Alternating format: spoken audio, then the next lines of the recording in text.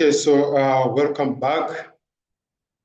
In this video, I want to show you how you can print a Fibonacci series using a C++. Now, a Fibonacci series is a special series in mathematics where each term is the sum of the previous two terms. So to get the next term, you add the previous two terms.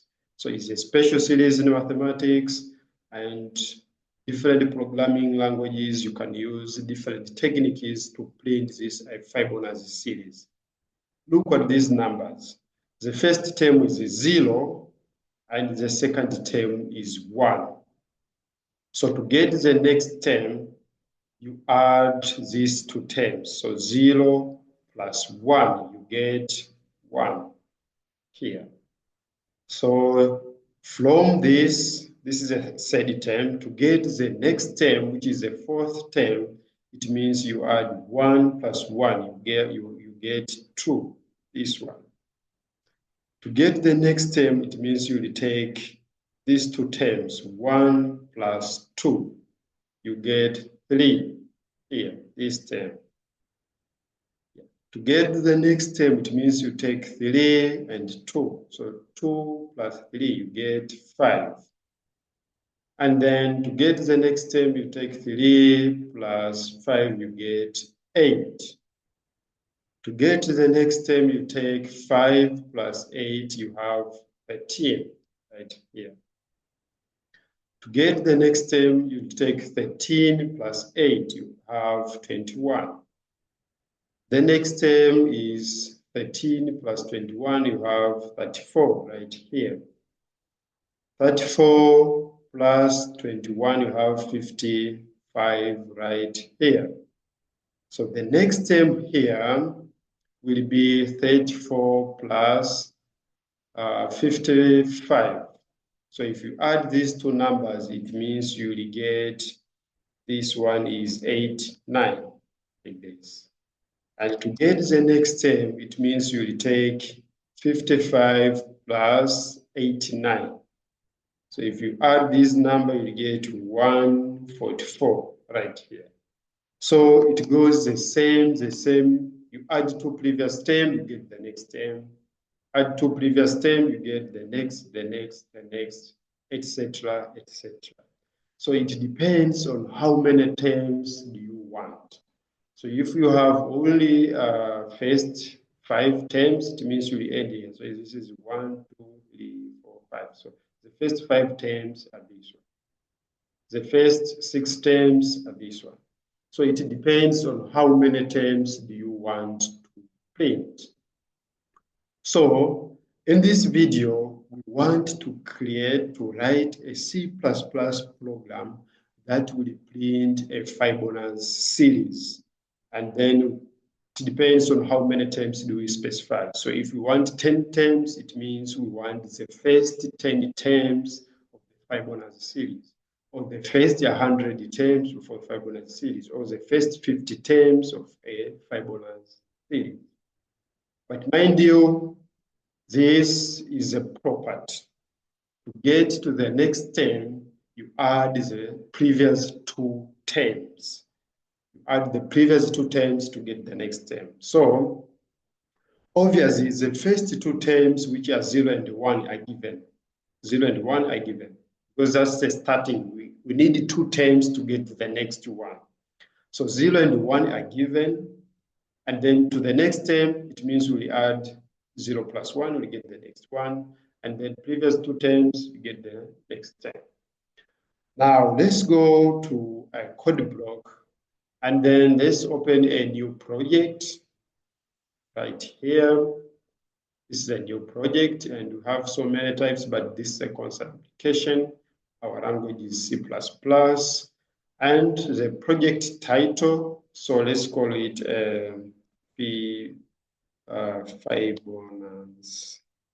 Fibonacci series. That's our project title. And our project is saved on the desktop on the CPP folder. It's the same. And then Our compiler is GNU GCC, same, so we don't need to change anything. Then when you finalize, you will find that our project is already created here, Fibonacci series. So I will click on the sources and then on the main. So as we said on the previous videos, this is a default C++ program. So I will remove this one and create space to create my project. So look at this. Okay, so this is a series. It means the first two terms I have here. So what if I say my first two terms, let's say call it A, A is equal to 0, and then my second term, call it B, which is equal to 1. And now to get to the next number, let's say C, the next term, call it C. So we say C is equal to A plus B. This is a technique. Our first term is given, is 0. Our second term is given, is 1. So how do I know my next term? So my next term will be A plus B. Then I get C as a next term in a Fibonacci series. And then the moment I get C, it means I have to swap. It means the third term now, A will be the second term. A will be the second term. To get the fourth term, it means A will be the second term and B will be the third term. And then I will say again, C is equal to A plus B. If I need the fourth term, it means the fourth term, it means the third term and the second term will be used to determine the fourth term. If I need the fifth terms, it means the fourth term and the third term will be used to get the fifth term. So it means at every iteration, I will need to swap these terms to get the next term. Okay, so now let's implement this on the program. It means we say int A is equal to 0, and we say B is equal to 1. These are first two terms of the Fibonacci series. And then I will say int C. And now, because I don't know the values of C, I will just declare it and I will not initialize it. I will say int C. Okay, so what next? Because we want to print terms in a Fibonacci series. So our first two terms are given, so we'll just print them right away. So I will say cout.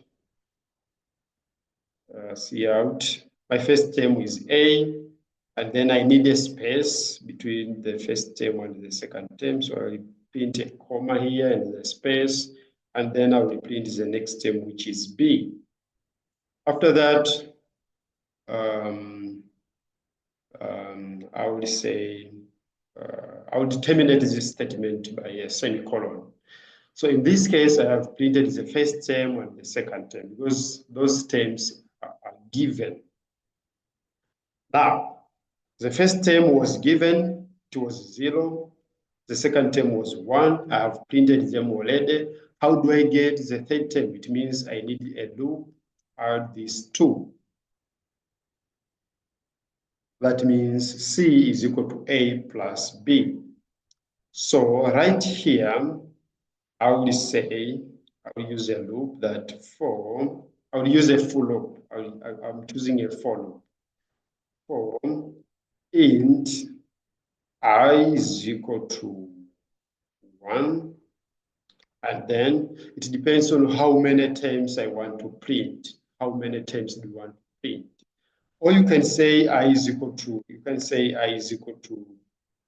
3 because this is the first term, it is already there. The second term is already there. So we are going for the third term. So I'm saying the third term So we assign I is equal to 3, and then semicolon, then we say I is less or equal, let's say, to 10, and then I plus plus. So it means the first term is A, the second term is B, and now to get the third term, that's why I say I is equal to 3. Third term, I is equal to 3, I is less than equal to 10, I plus plus. And then right here, using the for loop syntax, I'll open the brackets. And then what next? It means I need to print to get the third term, which is C. How do I get the third term? It means I say C is equal to A plus B. So the third term is already there. So the program will take A, now A is 0, plus B, B is 1. It will get 1, it will assign it to C. So right here, I have now to print the value of third term, which is C. So I'll say C out. And then I will say, I will print space first. So I will say this one, and then C, and then terminate this statement. So here's the program. We print A plus B. Now A is 0, B is 1. It will get 1. So the program here will print C, which is 1. Now, because we want to automate this, we want to make an iteration for this. It means at the end, we need to swap. At the end of the for loop, we need to swap. What do we swap with that? To get that, this was the third term. To get the third term, we took the first term plus the second term. Now, the iteration for I is equal to 4, it means to get the fourth term, we need to use the second term and the third term. So it means we have to say A now should take the value of B. It means we swap. The value of B will be, with A now should take the value of B, and B now will take the value of C. We are swapping here that the number which was second term be the first term, and the number which was the third term be the second term, and then find the sum again. Okay, so if you run this one, you see, this is what is happening. That the first number was 0, the second number was 1. And now to get the next one, we took 0 plus 1, we have 1. To get the next term, we take 1 plus 1, we have 2. The next term, 1 plus 2, we have 3. The next is 2 plus 3, 5. Next, 3 plus 5, 8. Next, 8 plus 5, 13. Next, 13 plus 8, 21. Next, 21 plus 13, it is 34. So these are the first 10 terms of the Fibonacci series. You can count them. This is a 1, 2, 3, 4, 5, 6, 7, 8, 9, 10. If we want 20 terms of the Fibonacci series, it means we will change only here that start from 3, because we have the first term is 0, the second term is 1. So the third term will be calculated using a loop. So this is 20 right here. If you run this, yeah, you'll get the first 20 terms of the Fibonacci series. If you want 50, let's say 50 terms, just put 50 here, and then you run this one, get the first 50 terms of the Fibonacci series. So that's how we can get a Fibonacci series. The only technique here, the only special technique here is swapping. How do you swap these numbers? How do you swap? Now, A plus B represents the first previous terms. The first previous terms are located in A plus B. So the previous terms at the first iteration was 0 and 1. We get the third term. The previous term to get the first term, it means the previous term will be as a second term and the third term. That's why we are swapping here. The number which was the second term be the first term, and the number which was the third term be the second term. And then we run again to get the Fibonacci series right here. Yeah, so that's the first 50 terms. But for running, let's go just only for the 10 terms. Right here, when you run this, you get those first 10 terms of the Fibonacci series. So this is a Fibonacci series. It's a very special series, and hope you have enjoyed it. This is using a C++ program. And the only interesting technique is this one where you have to swap those terms. Okay, so thank you and hope you have enjoyed it. Please subscribe to our channel and stay tuned for more videos. Thank you.